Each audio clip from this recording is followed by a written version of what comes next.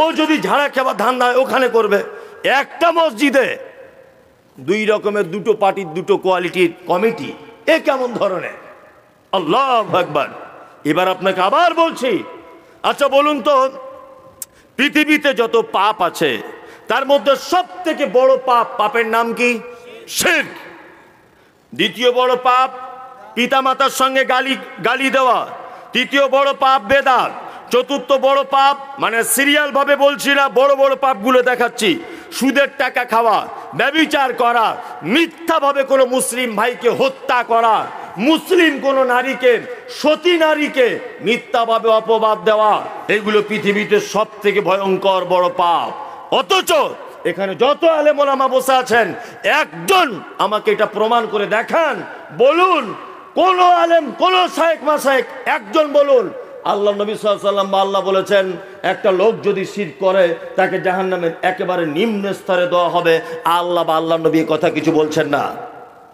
একটা লোক যদি পিতামাতার সঙ্গে অসৎ ব্যবহার যদি করে, ওই লোকটা জাহান্নামের একেবারে তলাতে থাকবে, একথা আল্লাহ নবী বা আল্লাহ কিছু বলছেন না। কিন্তু আল্লাহ বলছেন ইন্নাল মুনাফিকিনা ফি দারকিল আসফালি মিনান নার, নিশ্চয়ই মুনাফিকরা জাহান্নামের একেবারে নিম্ন স্তরে থাকবে। তার মানে পৃথিবীতে যত পাপী আছে, মুনাফিকদের মতো বড় বদমাশ আর পৃথিবীতে কোনো লোক নেই। সব থেকে বড় মুনাফিকরা ইসলামে ক্ষতি করেছে। সারা পৃথিবীতে ইসলামটাকে আপনি একটু সরিয়ে দিয়ে রঙিন চশমা দিয়ে যদি সারা ভারতবর্ষের ইতিহাস, সারা পৃথিবীর ইতিহাস যদি আপনি উল্টে দেখেন, সারা পৃথিবীতে যত বিপর্যয় ঘটেছে, সারা পৃথিবীতে যত রকমের সাম্প্রদায়িকতা হয়েছে, সারা পৃথিবীতে যত রকমের যুদ্ধ বিদ্রোহ হয়েছে, সারা পৃথিবীতে যত নিরীহ মানুষ তারা জেলখানাতে বন্দী হয়েছে, সমস্ত পিছনে কারণ রয়েছে এক শ্রেণীর মুনাফিক মানুষদের। এক শ্রেণীর মুনাফিক মানুষদের হাত রয়েছে এর ভিতরে। তার দৃষ্টান্ত প্রোগ্রাম, তার দৃষ্টান্ত অনুষ্ঠান, তার দৃষ্টান্ত সব থেকে জ্বলন্ত প্রমাণ হচ্ছে আমাদের পার্শ্ববর্তী দেশ, তার নাম বাংলাদেশ। পৃথিবীর একটা, আমার চোখে এই মুহূর্তে সোশ্যাল মিডিয়া, নিজে গিয়ে দেখা, পত্র পত্রিকায়, ইউটিউব ফেসবুক ঘেঁটে আমার নিজস্ব যে এক্সপিরিয়েন্স হয়েছে তাতে করে এটা আমার ধারণা, যদিও ধারণা ঠিক হতে পারে, ভুল হতে পারে, আপনার ধারণা আরো সঠিক হতে পারে, আমার চোখে মুসলিম দেশ হিসাবে সারা পৃথিবীতে যত দেশ আছে বাংলাদেশ তার মধ্যে উন্নত মানের একটা খারাপ দেশ। এই কারণে এদেশে জালেমদেরকে, এদেশে বদমাইশদেরকে, এদেশে চোরদেরকে প্রকাশ্য রাস্তায় ঘোরার জন্য লাইসেন্স করে দেওয়া হয়, আর কোরআনের হাফেজ বড় বড় আলেমদেরকে জেলখানাতে বন্দী করে রাখা হয়। তার নাম বাংলাদেশ। যে দেশের পঞ্চায়েত থেকে রাষ্ট্রপতি পর্যন্ত, যে দেশের পঞ্চায়েত থেকে প্রধানপতি পর্যন্ত, প্রধানমন্ত্রী পর্যন্ত মুসলিম, যে দেশের নাপিত থেকে মেথর পর্যন্ত মুসলমান, সে দেশ এমন এক দেশ যে দেশে বড় বড় স্মাগলারদেরকে, বড় বড় পুঁজিপতি মানুষদেরকে, বড় বড় নায়ক নায়িকাদেরকে যারা উলঙ্গ হয়ে যৌবনের সুশ্রী দেয় ইয়াং জেনারেশনকে, এদেরকে লাইসেন্স দেওয়া হয়, প্রকাশ্যভাবে রাস্তায় ঘুরতে দেওয়া হয়। আর কোরআনের বড় বড় মুহাদ্দিস, বড় বড় হাদিসের পণ্ডিত, তাদের বিরুদ্ধে 5,000 কোটি টাকার মামলা করে দেয় এই মুনাফিকরা। ডাক্তার জাকির নায়েক সারা পৃথিবীর একজন সুপার পাওয়ার ম্যান। পৃথিবীর কোনো বিদ্যা এই মুহূর্তে ওর কাছে টিকতে পারে না, কোন রকমের বিদ্যা ওর কাছে দাঁড়াতে পারে না। তারপরেও এই মুনাফিকদের কারণে লোকটাকে দেশ ছেড়ে চলে যেতে হয়েছে। তারা কিন্তু অন্য কেউ নয়, সব মুসলমানদের ভিতরে। আপনাকে এটাও বলে রাখছি, মুনাফিকদের থেকে অবশ্যই সাবধানে থাকবেন। যে লোক দেখতে পাবেন আপনার জীবনে সফলতা আসবে। আমার বয়স, আমার মায়ের হিসাব অনুযায়ী 1990 সালে আমার জন্ম, এটা 2023, আমার বয়স 32 পার হয়ে 33, মানে 32 পার হয়ে গেল। গতকালকে আমার বয়স পার হয়েছে, 33-এ পড়েছি আমি। তা আমার এই অল্প বয়সের যা এক্সপিরিয়েন্স, আপনি আমার কথাগুলো মূল্যায়ন করুন, আপনার জীবনে সফলতা আসবে।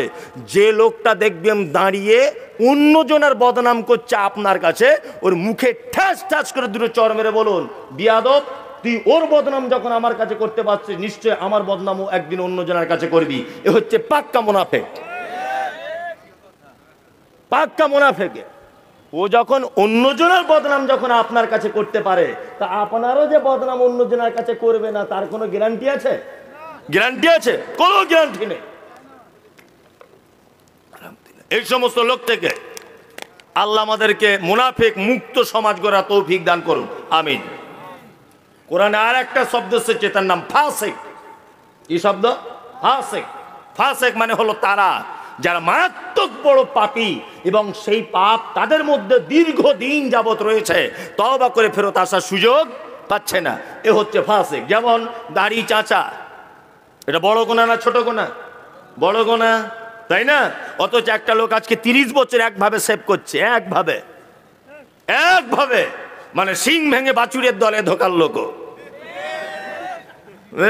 ও ভাবছে যে আমার সিং উঠেছে, এটা কেউ দেখতে পাবে না। কি আশ্চর্য ব্যাপার!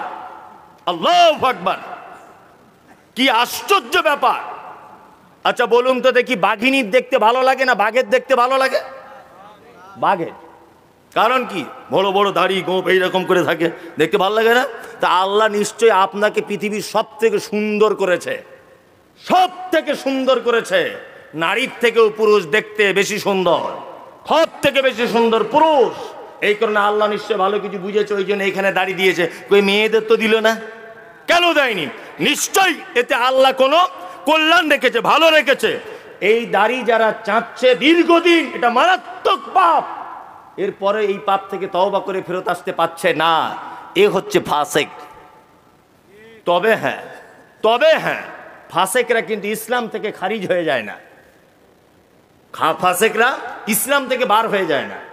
ফাসিকরা মারা গেলে কবরস্থানে মাটি দেন, জানাজা পড়ুন, তার জন্য দোয়া করুন, সব কিছু করুন। তবে ফাসিকদের কিয়ামতের মাঠে নেকি এবং বদি দুটোকে আলাদা আলাদা পাল্লাতে ওজন করা হবে। তার নেকির দিকটা যদি ভারী হয়ে যায়, অবশ্যই সে জান্নাত চলে যাবে। আর তার যদি গুনার দিকটা ভারী হয়ে যায়, তার ঠিকানা কোথায়? জাহান্নাম। তবে 80টারও বেশি ওলামাদের মতামত আমি পেয়েছি, মোবাইলে আমার ল্যাপটপে বসে বসে, গাড়িতে বসে বসে দেখি, 80টারও বেশি ওলামাদের মতামত হচ্ছে এই যে ফাসিকদের যদি মারাত্মক, যেটা প্রকাশ্যভাবে কোরআনে নিষেধ করা হয়েছে, ওই পাপের মধ্যে যদি দীর্ঘদিন যাবত যদি সে যুক্ত থাকে, তাহলে ওর নেকির পাল্লা ভারী হওয়ার সম্ভাবনা নেই। যেমন সুদ, এটা প্রকাশ্যভাবে হারাম। হারাম না হারাম নয়? আল্লাহ কোরআনে মানা করেছে কি করেনি? কোরআনে মানা করেছে। এটা তার মানে কি? এটা যদি তার ভিতরে দীর্ঘদিন যাবত এই পাপে যদি সে যুক্ত থাকে, অবশ্যই এ হচ্ছে ফাসিক। চলুন এবার আপনাকে আর একটা কথা বলে দিই। আর একটা হচ্ছে মুশরিকুন। মুশরিক শব্দটা কোরআনে আছে না নেই? এটা কাদের বলে? হিন্দু ভাইদের। হিন্দুদের মুশরিক বলে তো? কিছু লোক বলছে হ্যাঁ, জি না, হিন্দুরা মুশরিক নয়। যদি কেউ এটা বলে ভুল বলেছে, হিন্দুরা মুশরিক নয়। হিন্দুদের ব্যাপারে কোরআনে যে শব্দ এসেছে সেটা হচ্ছে সাবেঈ। সাবেঈ তাদেরকে বলা হয় যারা বহু দেবদেবীর পূজা করে এবং এক একজনের আলাদা আলাদা ক্ষমতা আছে বলে মনে করে, এক আল্লাহকে এক বলে মানে, কিন্তু আল্লাহ যে সর্বশক্তিমান এইটাকে অস্বীকার করে। এরা হচ্ছে সাবেঈ। বর্তমান হিন্দু ভাইদের যেটা অবস্থা, বর্তমান হিন্দু ভাইদের এই অবস্থা, এরা হচ্ছে সাবেঈ, এরা মুশরিক নয়। যদি বলছেন এটা আবার কেমন নতুন জিনিস শুনলাম, জি হ্যাঁ, আপনি নতুনই শুনেছেন, ধরে নিতে পারেন। তবে আপনি আমার কথা কেটে দিবেন না। এই সোশ্যাল মিডিয়াতে বক্তব্যটা রাখছি, নিশ্চয় আমি পড়াশুনো করে চিন্তা ভাবনা করে তবে বলছি, তার আগে কিন্তু আমি বলিনি। তার বলতে গিয়ে আমার কিছু মিস হতে পারে, কারণ আমি মানুষ, আমার কিছু মিস হতে পারে, আমি মানুষ। একটা কথা বলতে গেলে মিস হতেই পারে, আমি মানুষ, এটা আপনি ধরে নিতে পারেন। এরা হচ্ছে কি? সাবেঈ। কি বললাম? সাবেঈ। হিন্দু ভাইরা দেখবেন, আমি ওদের ধর্মকে ছোট করছি না, আল্লাহর কসম ওই উদ্দেশ্য আমার নেই। দেখবেন যে ওরা যারা লোহা টোহার ব্যবসা করে, গ্যারেজ ট্যারেজের মালিক, এরা দেখবেন বছরে একবার একটা পুজো করে। কি পুজো? বিশ্বকর্মা পুজো, তাই না? তার মানে এটা ওরা জানে বা বোঝে যে বিশ্বকর্মই ব্যবসার লস লাভের ব্যাপারটা দেখাশোনা করে। ভালো করে বুঝবেন। হ্যাঁ, গণেশ আছে। আরো দেখবেন ওরা পুকুরে স্নান করতে গিয়ে সূর্যের সামনে এরকম ভাবে হাত জোর করে না? করে। কারণ হিন্দু ভাইদের একটা দাবি হচ্ছে চূড়ান্ত পর্যায়ের এটা, যে পৃথিবীতে যত নারী পুরুষের আগমন ঘটেছে, আগামী দিনে ঘটবে, সমস্ত নারী পুরুষ গঙ্গা দেবীর সন্তান। ভালো করে বুঝবেন। ওই জন্য ওরা গঙ্গাতে স্নান করতে যদি না পারে অন্তত পুকুরেও স্নান করার সময়তে সূর্যকে এরকমভাবে বলে, মা গঙ্গা দেবী হায়াত মাও তুমি দিতে পারো, আর কিছুদিন বাঁচবো, একটু এক্সট্রা পাওয়ার দিয়ে দাও।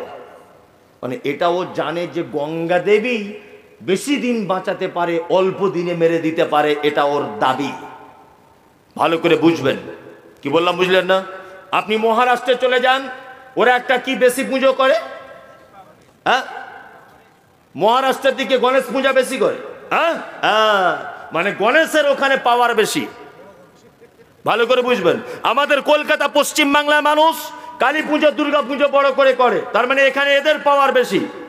ভালো করে বুঝবেন। আমি কাউকে ছোট বড় করছি না, আমি বোঝাতে চাইছি হিন্দু ভাইরা হচ্ছে সাবেই।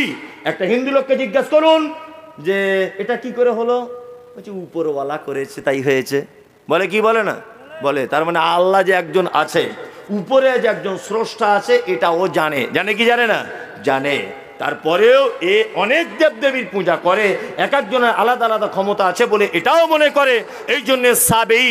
চলুন এবার মুশরিক কাদেরকে বলে আপনাকে সহজ ভাষায় বোঝায়। আল্লাহ নবী সাল্লাল্লাহু আলাইহি ওয়াসাল্লামকে বলা হচ্ছে, নবী আপনি তাদেরকে বলুন আসমান থেকে বৃষ্টি কে বর্ষণ করে, তারা বলবে আল্লাহ। আপনি তাদেরকে বলুন কাবার মালিক কে, তারা বলবে আল্লাহ। আপনি তাদেরকে বলুন সুস্থর মালিককে, তারা বলবে আল্লাহ। আপনি তাদেরকে বলুন রাত এবং দিনের পরিবর্তনের মালিককে, তারা বলবে আল্লাহ। তবে আল্লাহ নবী সাল্লাল্লাহু আলাইহি ওয়াসাল্লাম জিজ্ঞাসা করেছিলেন, বলো কাবার মালিককে। কাবার মালিকের ব্যাপারে জিজ্ঞাসা করা হলে আবু জেহেলের মতো একজন মারাত্মক বড় বেঈমান বলছে আল্লাহ। আসমান থেকে বৃষ্টি কে দিতে পারে? বলছে আল্লাহ। হায়াত মওতের মালিক কে? বলছে আল্লাহ। তবে আবু জেহেল, আবু লাহাব, উতবা, সাইবা, ওই বেঈমান মুশরিকদের একটা আকীদা হচ্ছে এই, আল্লাহ সব ক্ষমতা মানি, তবে এক জায়গাতে আমাদের খুব অ্যালার্জি। কি অ্যালার্জি? বলছে আল্লাহকে ডাইরেক্ট পাওয়া যায় না, দেব দেবীর মাধ্যমে আল্লাহকে পেতে হয়। ভালো করে বুঝবেন। বলুন এবার আপনাকে আবু জেহেলের এই পদ্ধতি, আবু জেহেলের এই বিশ্বাস, আবু লাহাবের এই বিশ্বাস, উতবার এই বিশ্বাস, সাইবার এই বিশ্বাস, আব্দুল্লাহ ইবনে উবাইয়ের এই বিশ্বাস, মক্কার কুখ্যাত মুশরিকদের এই ঈমান যে আল্লাহকে ডাইরেক্ট পাওয়া যায় না, এই ঠাকুরদের মাধ্যমে আল্লাহকে পেতে হয়। বর্তমানে সারা ভারতবর্ষের মুসলমানদের ভিতরে কিছু মুসলমান তাদের এই বিশ্বাস আছে না নেই যে আল্লাহকে ডাইরেক্ট পাওয়া যায় না? আছে না নেই? তাদের যদি এই বিশ্বাস থাকে আল্লাহকে ডাইরেক্ট পাওয়া যায় না, তাহলে আবু জেহেলের সাথে এই মুসলমানের কোনো ডিফারেন্স আছে? কোনো ডিফারেন্স নাই। আবু জেহেলও জানতো, কি জানতো? কাবার মালিক আল্লাহ, পানি দিতে পারে আল্লাহ, সূর্যের মালিক আল্লাহ, হায়াত মাওতের মালিক আল্লাহ, এটা আবু জেহেলও জানতো। কিন্তু আবু জেহেল এটা জানতো যে ঠাকুরের মাধ্যমে আল্লাহকে ডাকতে হবে। বর্তমানে কিছু মুসলমান আছে না, বলছে মুমতাজুল ইসলাম যতই ফটর ফটর ফটর ফটর করো, যতই ফটর ফটর করো। বলছে কি ফটর ফটর? বলছে ফটর ফটর বলতে বুঝে আমাদেরকে উল্টো পাল্টা বলছে। বলছি তা কি হয়েছে? বলছি তুমি যতই লাপালাপি করো, গতদিনও বলেছি, যারা শোনেননি তারা শুনুন, দুটা একটা গতদিনের ওই কথা এখানে বলছি, সোশ্যাল মিডিয়াতে শুনেছেন, ডাইরেক্ট শোনেননি। বলছে গাছে কি আর এমনি ওঠা যায়, ডাল ধরে উঠতে হয়। বলছে গাছে কি আর এমনি ওঠা যায়, ডাল ধরে উঠতে হয়। ঠিক আছে, আমি মুমতাজুল ইসলাম যে কোনো গাছে উঠি না, আমি নারকেল গাছে উঠবো। যে গাছে ডাল থাকে ও গাছে আমি উঠি না। নে এবার তুই কি করবি কর, দেখ গাছে উঠতে পারি কি না। কি বললাম বুঝলেন না? ওসিলা বলছে আল্লাহকে পেতে গেলে ওসিলা ধরতে হবে। আচ্ছা বলুন তো, ওসিলা ধরা ইসলামের জায়েজ না না জায়েজ? জি না, ভুল বলেছেন।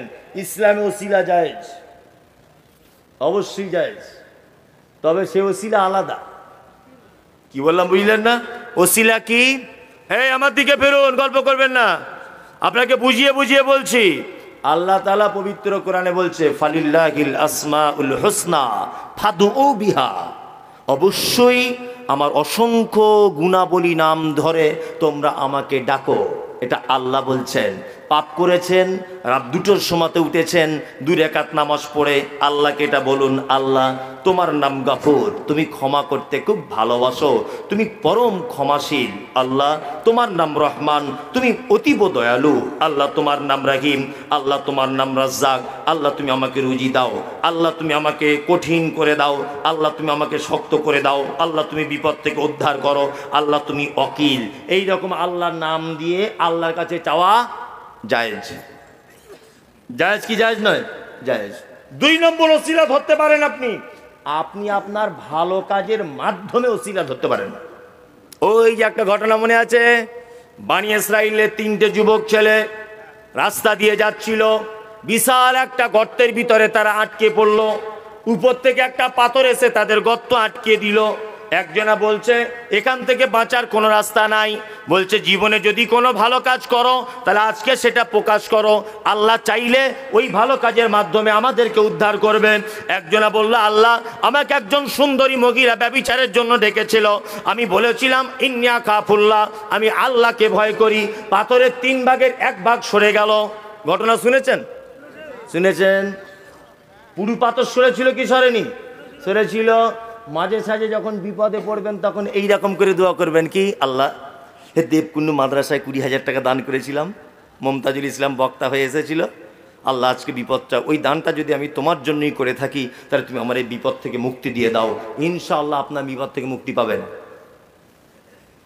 নাম্বার 3, আর একটা ওসিলা চলবে। কি ওসিলা? খুব মারাত্মক ডিপলি একটা হাদিস বলছি, এই হাদিসটা আপনাকে বুঝতে হবে ধ্যান দিয়ে, তাছাড়া বোঝা যাবে না। একজন অন্ধ লোক, কি লোক? অন্ধ লোক আল্লাহর নবীর কাছে এসেছেন, এসে বলছেন, আল্লাহর নবী আপনি একটু আমার জন্য দোয়া করে দেন। আল্লাহ, ভালো করে শুনবেন কিন্তু এই হাদিসটা খুব পেঁচালো হাদিস। লোকটা বলছেন, আল্লাহর নবী আপনি আমার জন্য একটু দোয়া করে দেন। আল্লাহ নবী সাল্লাল্লাহু আলাইহি ওয়াসাল্লাম বলছেন, তুমি ধৈর্য ধরো, তুমি ধৈর্য ধরো, ধৈর্য ধরো, আমার দোয়া পেতে চাও? বলছে হ্যাঁ। আল্লাহ রসুল বলছে ধৈর্য ধরো। লোকটা আবার বলছেন, আল্লাহ নবী আপনি একটু আমার জন্য দোয়া করে দেন। আল্লাহ রসুল বলছে, এই শোনো, ধৈর্য ধরো। ধৈর্য ধরে বসে আছে লোকটা। আল্লাহ নবী সাল্লাল্লাহু আলাইহি ওয়াসাল্লাম দোয়া করলেন। কে দোয়া করলেন? শুনুন, আল্লাহ নবী, তাই তো দোয়া করলেন। এবার লোকটা নিজে নিজে দোয়া করছেন, কি বলে দেখুন। এটা তিরমিজির হাদিস, সহিহ হাদিস, এখনই আপনাকে হাদিসটা বার করে দেখিয়ে দিতে পারি, চলুন। তখন লোকটা সাইডে গিয়ে দোয়া করছেন, আল্লাহ আমি একজন অন্ধ মানুষ, আল্লাহর নবী আমার জন্য দোয়া করেছেন, দয়া করে নবীর দুয়ার ওসিলা করে তুমি আমার চোখ দুটোকে ভালো করে দাও। কিসের ওসিলা করলেন? নবীর দুয়ার ওসিলা করলেন, তাই তো। চলুন আর একটা বুখারী হাদিস শোনায় আপনাকে, ওসিলা কেমন করে হয়। হযরত ওমরের নাম শুনেছেন? মারাত্মক লোক, তাই না? হযরত ওমর মারাত্মক। ওমর মানে খলিফা, তখন খলিফা, মুখ্যমন্ত্রী তখন কে? হযরত ওমর। অনাবৃষ্টি দেখা দিল, অনাবৃষ্টি, বৃষ্টি নেই, মাঠের ফসল শুকিয়ে যাচ্ছে চাষিদের। সব লোক দল বেঁধে হযরত ওমরের কাছে এসে বলছে, ওমর আমিরুল মুমিনিন আপনি একটু দোয়া করুন যাতে আসমান থেকে বৃষ্টি হয়। আমিরুল মুমিনিন তখন বলছেন যে আগে আল্লাহ নবীর দুয়ার ওসিলা করে আল্লাহ বৃষ্টি দিত, এখন নবী বেঁচে নেই। নবী সব থেকে ভালোবাসতেন আপন চাচা আব্বাসকে, আব্বাসের কাছে যাও। আব্বাস সব থেকে বেশি ভালোবাসতেন আল্লাহর নবীকে। হযরত ওমর বলছেন লোকদেরকে যাও আব্বাসের কাছে যাও, আব্বাস এখনো বেঁচে আছে, নবীর চাচা হিসাবে আল্লাহর দরবারে মনে হয় অনেক সম্মান বেশি, আব্বাসকে গিয়ে বলো দোয়া করতে। হযরত আব্বাসের কাছে যাওয়া হলো। হযরত আব্বাস দোয়া করলেন, আল্লাহ নবীর চাচা আমি এই হিসাবে নয়, মানুষ নবীর চাচা হিসাবে আমাকে বড় ভালোবেসেছে, এই জন্য আমার কাছে এসেছে, দয়াময় মেহেরবানি করে এই বিপদে পড়ে যাওয়া মানুষদেরকে তোমার রহমতের বৃষ্টি দিয়ে ভিজিয়ে দাও। হযরত আব্বাস দোয়া করলেন, অঝরে বৃষ্টি ঝরতে শুরু করে দিল। বলুন সুবুদ্ধি সম্পন্ন মানুষেরা হযরত ওমর কি বলতে পারতেন না যে আব্বাসের কাছে যাবে, আমার কাছে কেন এলে? আল্লাহ নবীর কবর আছে ওই তো সামনেই, আল্লাহ নবীর কবরের কাছে গিয়ে বলো যে আল্লাহ নবী তুমি পানির ব্যবস্থা করে দাও। এটা হযরত ওমর বলতে পারতেন কি পারতেন না? পারতেন। মদিনাতে আল্লাহ নবীর কবর ছিল কি ছিল না? ছিল। তো হযরত ওমর এটা বলতে পারতেন না লোকদেরকে, যাও যাও আল্লাহ নবীর কবরে গিয়ে বলো? আল্লাহ নবী কবর থেকে কিছু একটা কাজ করবে, এটা বলতে পারতেন কি পারতেন না? পারতেন। তারপরেও হযরত ওমর বলছেন না, নবী পৃথিবীতে নেই, নবী মারা গেছেন, কোন দুয়ার কোন সুপারিশ কবুল হবে না, যাও নবীর চাচার কাছে যাও। তার মানে নবীর কবরে পর্যন্ত চাওয়ার পারমিশন নাই। তা হুজুরের কাছে পারমিশন এলো কোথা থেকে?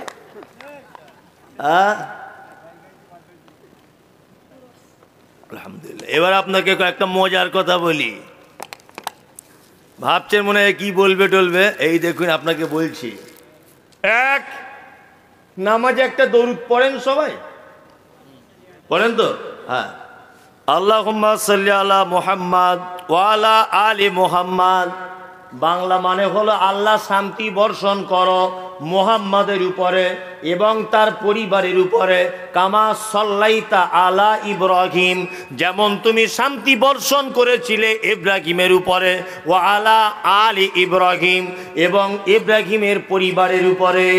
এটা করেছি কি করি নামাজে? করি। আল্লাহুম্মা সাল্লি আলা মুহাম্মাদ, আল্লাহ শান্তি বর্ষণ করো মুহাম্মাদের উপরে।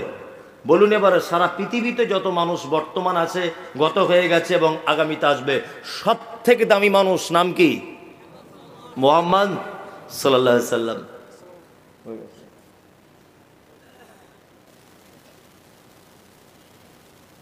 আচ্ছা, যাই হোক, তা সব জায়গাতে ভেজাল, বুঝলেন তো? যাই হোক, আলহামদুলিল্লাহ। তা কি বলছিলাম, তাহলে পৃথিবীর সব থেকে দামি মানুষ নাম কি? হযরত মুহাম্মদ সাল্লাল্লাহু আলাইহি সাল্লাম। তার নামাজে সলিমুদ্দিন কলিমুদ্দিন সুদখোর মাতাল ও ঈদের নামাজে যায়, ব্যভিচার করে যায়, মদ খেয়ে যায়, জমি ফাঁকি দিয়ে যায়, মহা বড় পাপী। এই লোকটাও নামাজে তাহলে আল্লাহ নবীর জন্য দোয়া করে না নবীর কাছে দোয়া চায়? কোনটা? নবীর জন্য দোয়া করে, তাই তো? নবীর জন্য দোয়া করে। তাহলে এবার বলছি, পৃথিবীর সব থেকে দামি মানুষ হযরত মুহাম্মদ সাল্লাল্লাহু আলাইহি সাল্লাম। দুই, তারপরে স্থান সাহাবীদের, তাই তো? সাহাবীদের মধ্যে আবার চারজন সুপারম্যান, আবু বকর, ওমর, উসমান, আলী, তাই না? বলুন, আবু বকরের নাম শুনলে কি বলি? রাদিয়াল্লাহু তাআলা আনহু। আল্লাহ তুমি তার উপরে সন্তুষ্ট হও, আল্লাহ তুমি তার উপরে রাজি হও, আল্লাহ তুমি তার উপরে খুশি হও। বাংলা মানে ওমর একই, উসমান একই, আলী একই, আব্দুল্লাহ ইবনে আউফ একই, ইবনে মাসউদ একই, আবু হুরায়রা একই, ইবনে মাসউদ একই। এইখানে আমরা দোয়া করলাম কার জন্যে? উমারের জন্য, যে আল্লাহ উমারের উপরে খুশি হও, তাই তো? এবার আপনাদেরকে বলছি, খুব মনোযোগ সহকারে শুনুন। আবু বকর, ওমর, উসমান আর আলী, এটা একটা পাল্লা, এই পাল্লাতে রাখলাম কাকে? আবু বকর, ওমর, উসমান, আলীকে। আর এই পাল্লাতে আমাদের নবী মুহাম্মদ সাল্লাল্লাহু আলাইহি সাল্লামকে রাখলাম। ধরে নেন, বলুন তো, ইমানের দিক দিয়ে, সম্মানের দিক দিয়ে, মর্যাদার দিক দিয়ে, আল্লাহ তাআলার ইবাদতের দিক দিয়ে কোন পাল্লা ভারী হবে? মুহাম্মদ সাল্লাল্লাহু আলাইহি সাল্লামের, তাই তো? চলুন এবার মুহাম্মদ সাল্লাল্লাহু আলাইহি সাল্লামকে পাল্লা থেকে নামিয়ে এই জায়গাটায় রাখলাম। ধরে নেন, যুক্তি দিয়ে বলছি, সারা পৃথিবীতে যত পীর সাহেব আছে, সব পীর সাহেবকে এই পাল্লায় তুললাম, আর আবু বকর, ওমর, উসমান, আলী চারজনকে এই পাল্লাতে তুললাম। এবার বলুন তো, কোন পাল্লাটা ভারী হবে ইমানের দিক দিয়ে?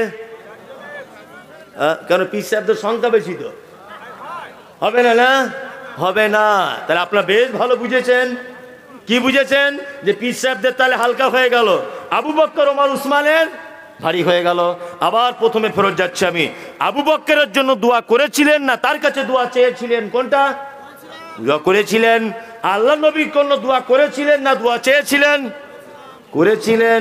তাহলে আল্লাহ নবী পৃথিবীর সব থেকে দামি মানুষ, ওনার জন্য যদি দোয়া করা লাগে, তারপরের দামি মানুষ আবু বকর, ওমর, উসমান, ওদের জন্য যদি দোয়া করা লাগে, তাহলে হুজুরের কাছে দোয়া চাইতে যাব কেন?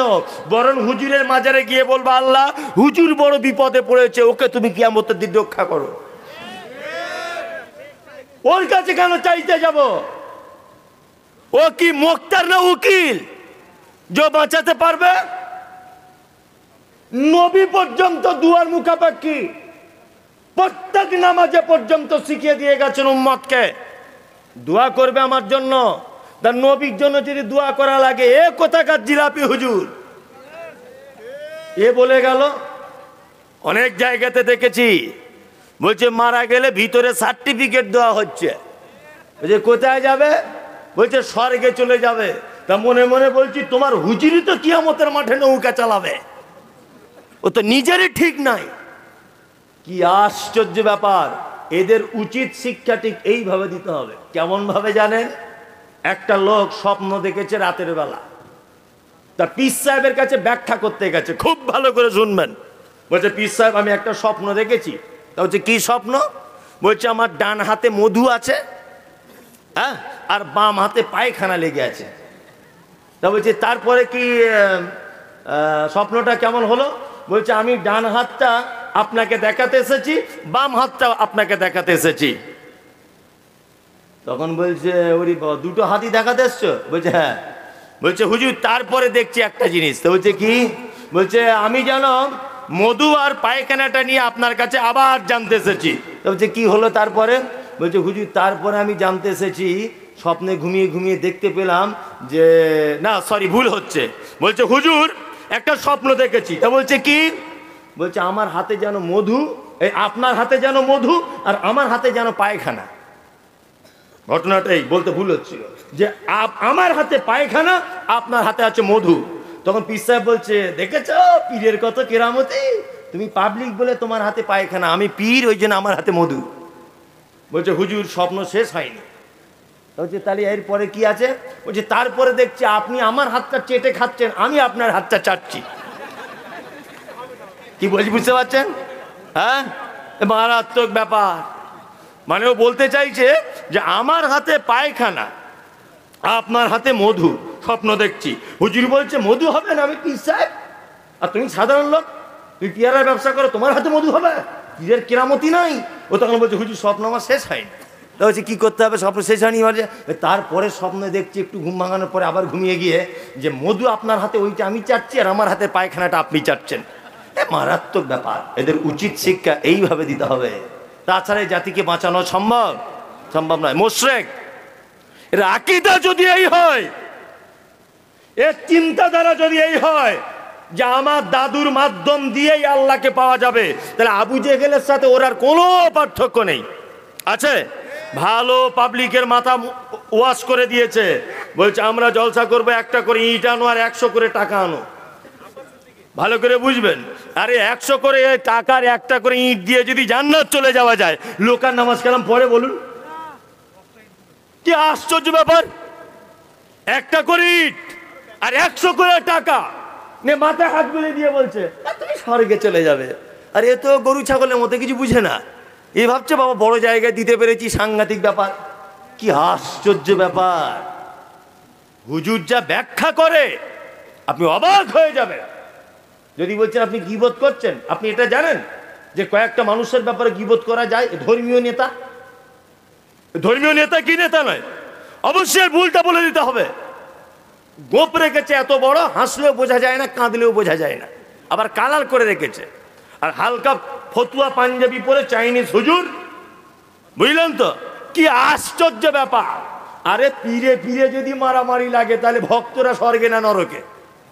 হ্যাঁ, একজনা বলছে শিরায় শিরায় ভক্ত, এই রক্ত, আরেকজনা বলছে ভাইজানের ভক্ত, আর ওর নিজের চাচা স্লোগান দিচ্ছে শিরায় শিরায় রক্ত, খেকশিয়ালের ভক্ত। শুনেছেন? মানে ভাই ভাই পীরে পীরে মারামারি। তা খোদায় খোদায় যদি লড়াই হয়, বান্দারা কি করবে? কঠিন ব্যাপার। মুশরিক কাকে বলে এটা আপনাকে বলে দিলাম। যাদের আকীদা এই আছে যে আল্লাহকে ডাইরেক্ট পাওয়া যায় না, মাধ্যম ধরে আল্লাহকে ধরতে হয়, অবশ্যই এরা হচ্ছে মুশরিক। চলুন এবার আপনাদেরকে মোমেন্টটা বলবো, বলে চলে যাব। এক, আচ্ছা বলুন তো ঈমান কটা বিষয়ের উপরে রাখতে হয়? একদম ঠিক, এ মাদ্রাসা মৌলভী সাহেব না? হ্যাঁ, আমি তাই তো ভাবছি যে ও কেন ফটফট করে সব কথা বলে দিচ্ছে। হ্যাঁ, তার মানে পেটে কিছু আছে ওর। আর এমনি যারা বলতে পারছে না, ও গোপাল ভাঁড়ের মতো শুধু মাথা নাড়ছে। কাল সকালে বলবে আরে মমতাজুল কেমন বক্তা, শালা সাংঘাতিক বক্তা, সাংঘাতিক। ও হাসেম মাদানি কি বক্তা, ও হরমুজার কি বললো, শওকত আর কি বলেছে, ফাটাফাটি করে দিয়ে চলে গেছে। একদম পীর মুড়ি সব লুঙ্গি খুলে এক গাছে তুলে দিয়েছে। যদি বলে আরে কি বলেছে ওইটাই তো মনে নেই, তবে দিয়েছে শালা সাংঘাতিক। এটাই আপনার সকালবেলার উত্তর হবে, হবে না? দিয়েছে কিন্তু কঠিন দিয়েছে। আমি আবার আসছি পাশে, নতুন লিঙ্গি কিনেছি আবার খোলার জন্যে, ওখানে নিয়ে আসবো ইনশাল্লাহ। আর আমি বলে দিয়েছি আমি শাবল কুড়ুল দিয়ে কারু ভাঙতে যাব না, তবে আমি বক্তব্যের মাধ্যমে সোশ্যাল মিডিয়াতে যত বক্তা সবাইকে বলে দিয়েছি, বেরাদার রাহুল শাহিনুর সবাইকে বলে দিয়েছি ফোন করে করে, এখন একটাই বিষয় যে পীর পূজারি পীর বলে ইসলামে কিছু নেই, এই ব্যাপারে শুধু বক্তব্য চালাও। আর রাহুলকে বলে দিয়েছি সব নাম্বার আমি জোগাড় করছি, তুই শুধু মোনাজারা কর, শুধু মোনাজারা কর আর মোবাইলে ছাড়। কি বললাম বুঝলেন না? আর আবু বক্কর বলে একটা ছেলে দেখবেন ঝাড়খণ্ডের বাড়ি, হ্যাঁ আবু বক্কর, খুব ফলো করবেন, ও এই হাশেম মাদারি মাদ্রাসার ছাত্র, এটা জেনে রাখবেন। ও কিন্তু এখনো কমপ্লিট করেনি, এবার মনে হয় তিরিমিজি শরীফ পড়ছে। তা আল্লাহ এত দিমাগ ফাস্ট করেছে ওকে, আমি অনেক সময় অনেক হাদিস ওকে জিজ্ঞেস করি, হ্যাঁ জিজ্ঞেস করি ওকে, আর আবু বক্কর এটা কোথায় আছে রে, খাট করে কম্পিউটার টিপে বলে দেবে মৌলী সাহেব এটা ওখানে আছে দেখে নেন। আল্লাহ ভাগবে, আল্লাহ সবাইকে সব গান দেয় না, সবাইকে দেয় না। দেখবেন আর মোটামুটি 10 বছর অপেক্ষা করুন।